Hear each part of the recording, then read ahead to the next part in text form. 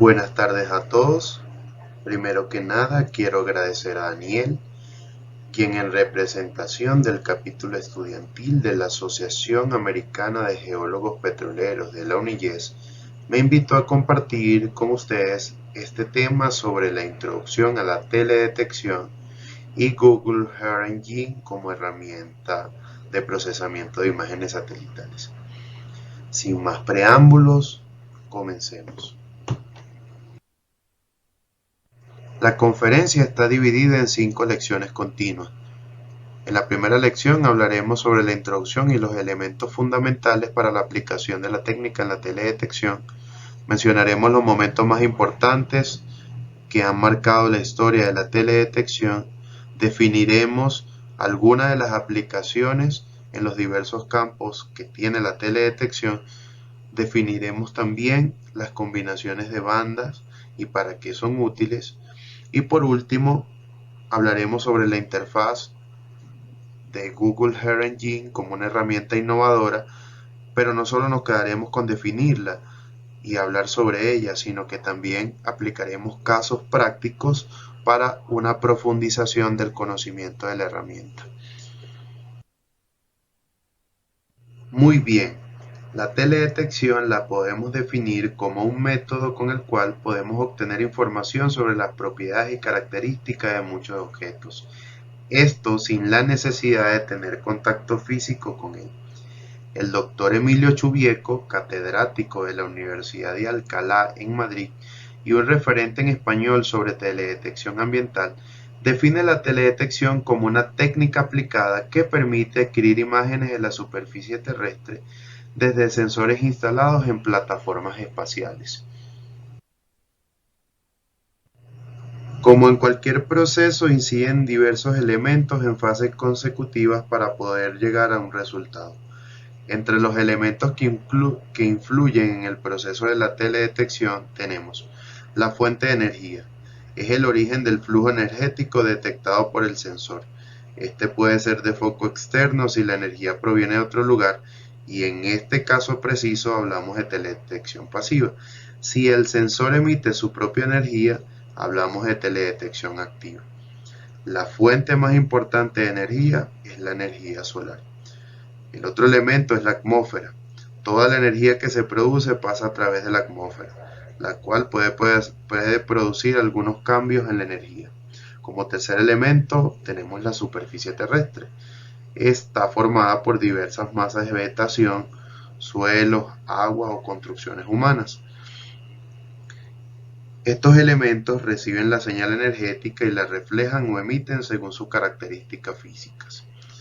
Ahora, como cuarto elemento tenemos los sensores instalados en las plataformas. Estas miden la energía en radiación electromagnética y esta energía que es reflejada en la superficie terrestre.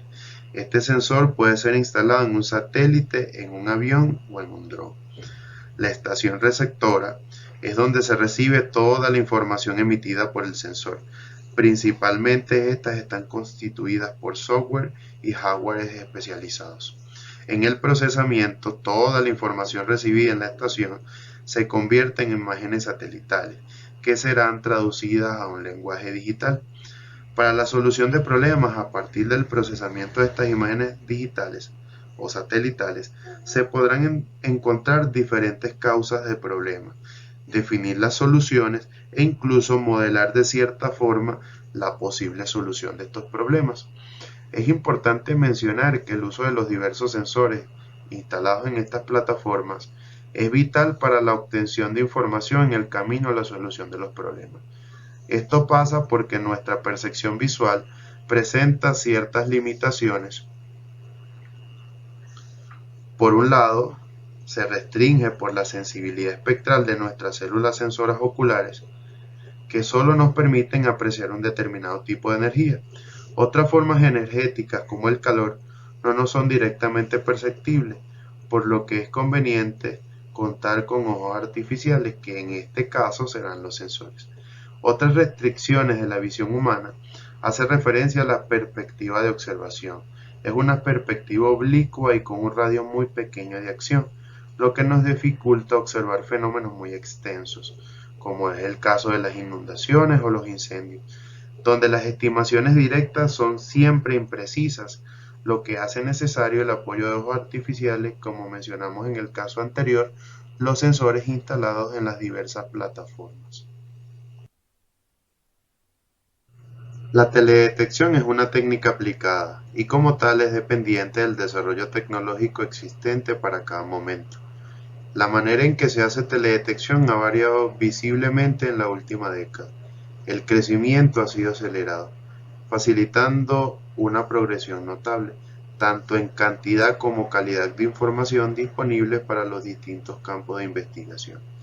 Las primeras experiencias de teledetección se dieron en 1859, cuando Gaspar Félix toma las primeras fotografías aéreas desde un globo aerostático, poniéndose en evidencia el interés por la nueva perspectiva aérea para tener un conocimiento más detallado sobre la organización urbana. En los años siguientes hubo un importante desarrollo de la observación fotográfica desde un avión. En 1909, Wilbur Wright adquiere la primera fotografía aérea desde un aeroplano, abriendo el camino a una larga historia de observación desde plataformas remotas. A finales de los años 50, el desarrollo de los sistemas de navegación permitieron los primeros ingenios espaciales. La denominada Guerra Fría tiene en el espacio uno de sus objetivos preferentes, alentando para todos los bandos una intensa investigación en este campo. Son los soviéticos en el año 1957 los primeros en lanzar un satélite, al cual llamaron Sputnik. A este le han seguido una serie de misiones militares y civiles que han permitido no solo la exploración de nuestro planeta, sino también la Luna y los planetas vecinos. Poco después de comenzar esta carrera espacial, se dio el interés no solo de utilizar estas plataformas para uso militar, sino también para adquirir valiosos datos sobre la superficie terrestre y sobre la atmósfera terrestre. En 1960 la NASA pone en órbita el primer satélite de la serie TIROS, pionero de múltiples misiones de observación meteorológica, permitiendo tener un conocimiento más ajustado sobre las condiciones atmosféricas, que éstas en gran medida han ayudado a evitar o mitigar el impacto de las catástrofes naturales. Todas las experiencias vividas en las misiones anteriores hacen que la NASA desarrolle proyectos dedicados a la cartografía y a la evaluación de los recursos naturales de nuestro planeta. El 23 de julio de 1972 lanzan el primer satélite de la serie ERTS, Satélite de Tecnología de Recursos Terrestres, al cual más tarde bautizarían con el proyecto Landsat. A partir de esta serie de proyectos, el interés de la comunidad científica por esta técnica creció exponencialmente, contando en la actualidad con miles de investigaciones desarrolladas en el mundo. Como mención significativa, las numerosas misiones del transbordador norteamericano Space Shuttle, cuyo primer vuelo se hizo en el año 1981, le dio otro nivel al papel de los sensores fotográficos. Las experiencias con cámaras de alta resolución nos proporcionaron otra perspectiva de nuestro planeta. Actualmente existen muchos proyectos y misiones espaciales de las cuales podemos obtener información para nuestras investigaciones. Donde de estos proyectos podemos mencionar la serie de proyectos Landsat, que cuenta en la actualidad con el proyecto Landsat 8. Tenemos las misiones europeas de la ESA con sus proyectos Sentinel, los cuales son satélites para la vigilancia terrestre, oceánica y atmosférica de la Tierra. En Sudamérica tenemos algunos casos, mencionaremos dos, y es Brasil el país latinoamericano con más satélites en órbita, teniendo una gran experiencia en este campo. El primer satélite de este país fue lanzado en el año 1985, al cual nombraron Brasilia-SAC A1. En el caso de nuestro país Venezuela, cuentan actualmente con 3 satélites: el Simón Bolívar, dedicado a las comunicaciones, que se lanzó el 29 de octubre del 2008, el Francisco de Miranda para observación terrestre y fue lanzado el 28 de septiembre del año 2012, y por último el Antonio José de Sucre para la inspección de los recursos de la Tierra, lanzado el 9 de octubre del año 2017. Después de saber qué es la teledetección, cuáles son los elementos que influyen para poder aplicar esta técnica y conocer cuáles son los momentos más importantes que han marcado la historia en la aplicación de esta técnica, debemos mencionar las aplicaciones que tiene la teledetección. Podemos hacer estudios geológicos. En estas categorías se pueden desarrollar cartografías o exploraciones geológicas con fines de explotación minera y petróleo, erosión del suelo, tectónica de volcanes y actividades sísmicas. Dentro de la categoría de estudios hidrológicos podemos hacer estimación de modelos de escorrentías y erosión del suelo. Se puede monitorear de manera constante y verificar la calidad del agua, la turbidez y el contenido de algas. Esta es una de las categorías más amplias para desarrollar las aplicaciones de la teledetección.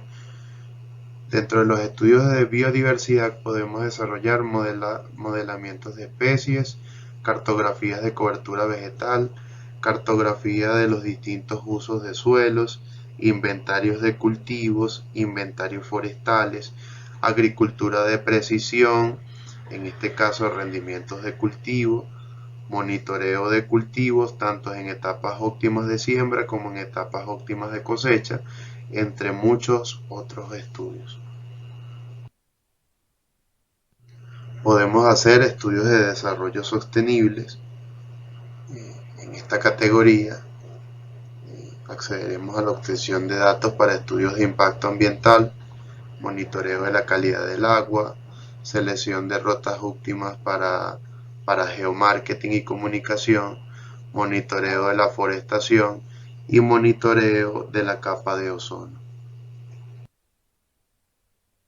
Por último, mencionaremos la categoría de estudios oceanográficos.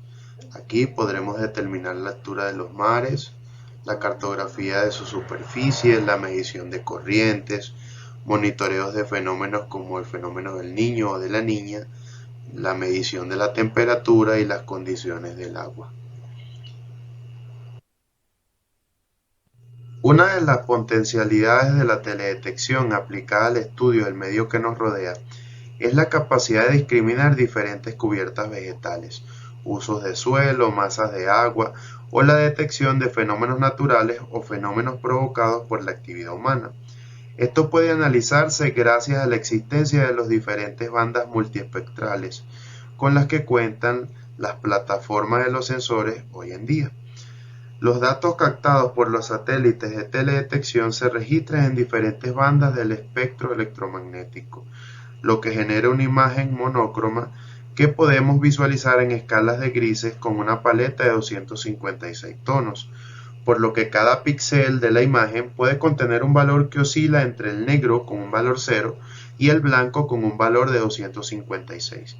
Podremos distribuir las bandas de las imágenes satelitales a través de 3 canales en un formato RGB, rojo, verde y azul. El paso de cada banda por estos canales dotará de diferentes tonalidades los elementos dependiendo de las respuestas de los mismos frente a las longitudes de onda. La visualización de una imagen captada por un satélite es más representativa cuando se realiza con una composición de colores, ya que el ojo humano tiene ciertas limitaciones y percibe mejor las diferencias de color que de niveles o tonos de grises.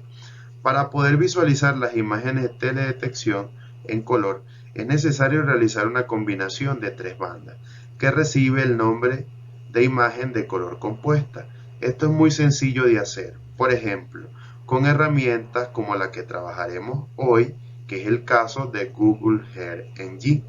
La elección de las bandas para realizar esta composición y el orden de los colores destinados a cada una dependerá del sensor sobre el que se trabaje y de la aplicación para la que se destine el proyecto. Por ejemplo, la representación gráfica que tenemos en esta tabla de la presentación nos muestra distintas combinaciones de bandas para diferentes tipos de proyectos. En este caso, estas composiciones de bandas son para el proyecto de Landsat 7 y podemos hacer composiciones de banda para el color natural, composiciones de banda para el falso color urbano, composiciones de banda para el color infrarrojo vegetal, también para el caso de agricultura, para la penetración atmosférica, para saber la salud de la vegetación, para solo tener una representación de tierra y agua. También podemos hacer composiciones de banda para quitar la remoción atmosférica y ver el paisaje natural, y para hacer análisis de vegetación. Después que hablamos sobre los fundamentos de los elementos, la historia y las aplicaciones de la teledetección, podemos hablar y profundizar más sobre la herramienta que utilizaremos en los casos prácticos, que es Google Earth Engine. Google Earth Engine es una plataforma geomática basada en la nube que permite a los usuarios visualizar y analizar imágenes de satélite de nuestro planeta. Los científicos y las organizaciones sin ánimo de lucro utilizan Google Earth Engine para llevar a cabo muchísimos estudios de teledetección remota, predecir brotes de enfermedades, gestionar recursos naturales, entre otros estudios. Los estudiantes pueden acceder a esta información para participar en debates y convertirse en científicos de datos. Con Google Earth Engine nació a finales del 2010 con la intención de eliminar la limitante computacional y permitir a los usuarios realizar análisis complejos, involucrando grandes cantidades de datos y expandiendo la frontera de la ciencia en el caso de la percepción remota. Esta plataforma de análisis permite procesar información geoespacial primero en la nube y sin necesidad de ocupar espacio en la memoria de tu computadora. Es una solución innovadora para el manejo de datos masivos o Big Data que permite afrontar problemas globales, dando resultados velozmente. De esta manera permite proponer y actuar en soluciones para dichos problemas de forma ágil. Google Earth Engine está compuesto por 4 elementos principales. El primero es la infraestructura de Google, la cual como empresa pone a disposición del usuario todos sus servidores, permitiendo hacer un análisis veloz en poco tiempo. Esto agiliza la velocidad de procesamiento en comparación con una computadora individual. Pongamos un ejemplo.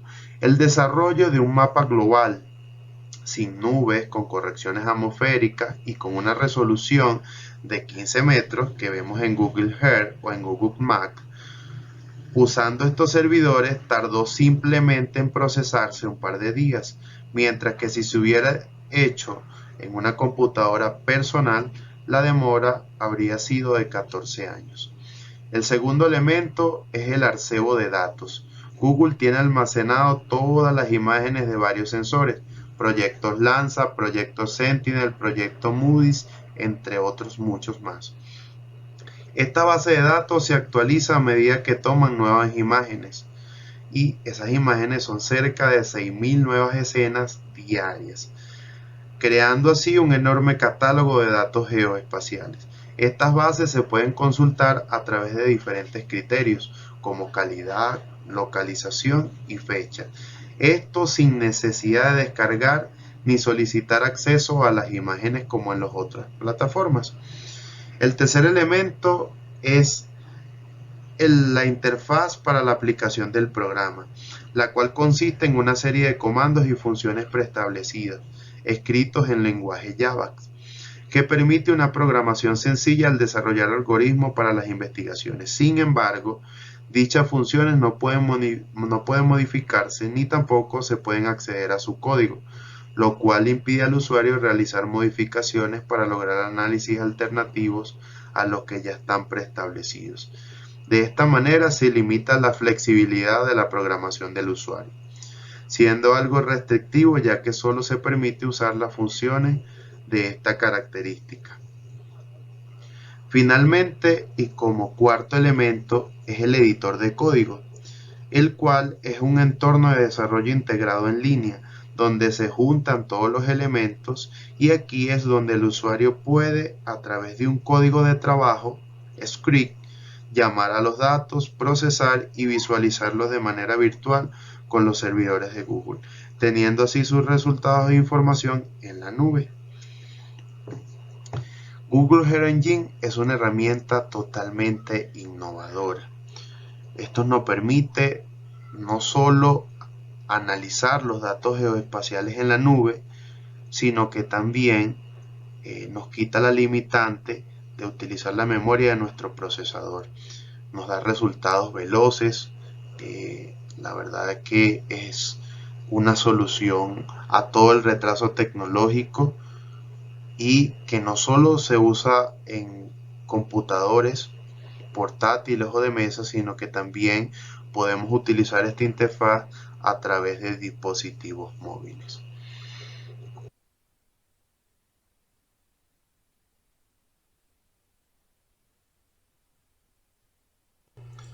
Una vez que terminamos con la parte teórica, comenzaremos con la parte práctica.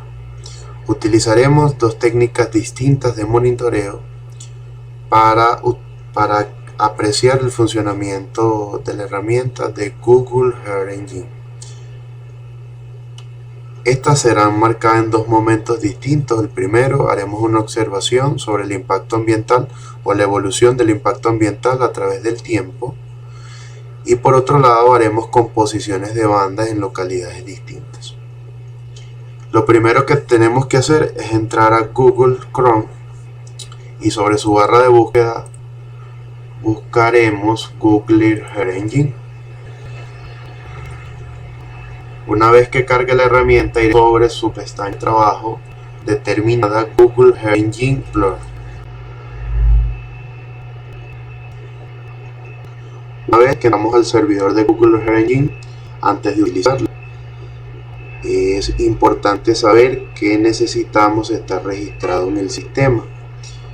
En nuestro caso, que es para el momento, ya yo tengo un registro, una cuenta registrada.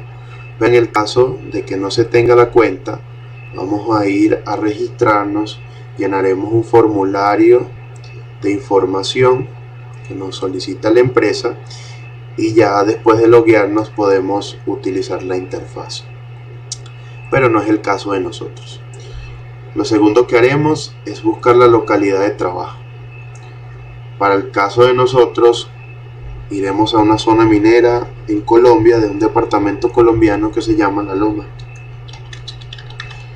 Escribimos sobre la barra de búsqueda La Loma, del departamento Cesar de Colombia, y en nuestro campo de trabajo podemos visualizar la imagen de dos maneras distintas, una como mapa de relieve y la otra como una imagen satelital. Para el que nosotros vemos como una imagen satelital. Determinamos luego de esto agregar los datos. Entonces nos vamos a agregar datos y seleccionamos qué tipo de proyecto vamos a utilizar para el monitoreo de nuestro proyecto. Entonces, en nuestro caso será Landsat, el proyecto de la NASA. Una vez que seleccionamos Landsat, podemos hacerlo de dos maneras. Definir el año en que queremos visualizar la imagen satelital o el conjunto de años para utilizar la misma. Entonces, en nuestro caso, iremos al año 2000 y en visualizaciones colocaremos una representación de trabajo del 90% para verlo, para apreciarlo un poco mejor. Entonces, nos ubicamos en zona de trabajo, vamos a zona de trabajo, nos alejamos un poco. Esta es una imagen actualizada del año 2021 en donde podemos apreciar diferentes focos de explotación minera y el impacto que las mismas han tenido sobre el ambiente. Pero nuestro interés es poder hacer el estudio en la progresión del tiempo. Entonces, la primera imagen que vamos a terminar es saber cómo estaba la localidad en el año 2000. Seleccionamos el año y le damos a aplicar. Como podemos, la única zona de impacto en el año 2000 que había para explotación minera era una sola. El resto es representaciones urbanas y representaciones de vegetación. Ahora nos vamos al año 2000. aplicamos y muestra cómo el impacto ambiental que han tenido estas zonas mineras o esta explotación minera sobre la localidad ha ido aumentando progresivamente en los últimos 8 años. En el año 2000 teníamos una sola zona pequeña de afectación, pero en el año 2008, 8 años después, ya podíamos ver 4 o 5 zonas de afectación y podemos ver el monitoreo en esos 8 años de cómo ha ido avanzando el impacto ambiental en esa zona debido a la explotación minera. Iremos al último año de observación para el ejemplo, que será el año 2003. Vamos a aplicar y de manera significativa podemos ver que la explotación minera y el impacto ambiental debido a esta práctica se ha elevado de manera exponencial. Las zonas de impacto ambiental han crecido muchísimo en esos 13 años y para esto sirve esta técnica, en este caso, para poder monitorear las zonas y cómo han tenido afectación en el impacto ambiental estas zonas con el tiempo. Para la próxima práctica vamos a hacer composiciones de banda. Estas composiciones de bandas nos sirven para determinar diferentes focos de observación y para ello iremos a otra zona. La zona que utilizaremos para esta primera práctica de composición de bandas será la ciudad de Caracas, en Venezuela. Una vez que llegamos a la zona de Caracas, vamos a hacer la composición de banda.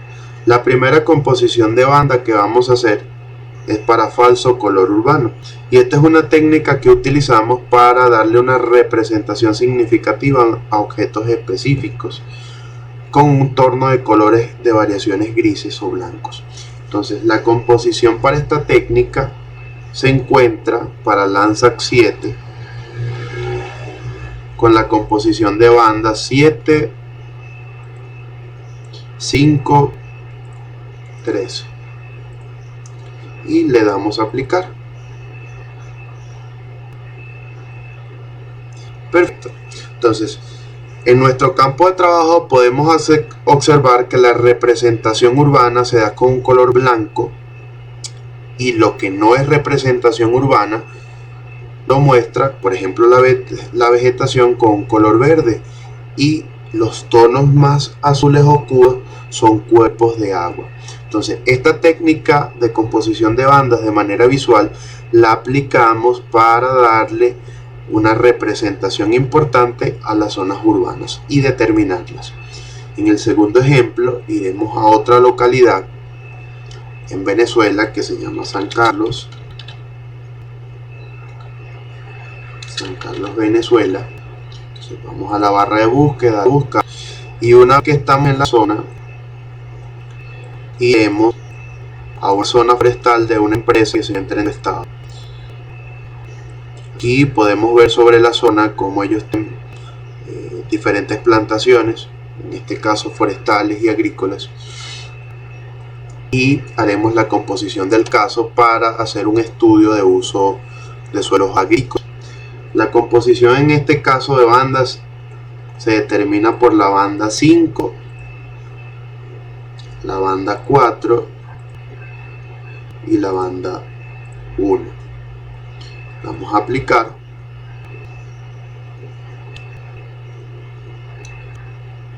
y esta es una técnica con la que podemos analizar y detectar zonas de uso agrícola donde los campos para estos fines aparecerán representados por un color verde brillante.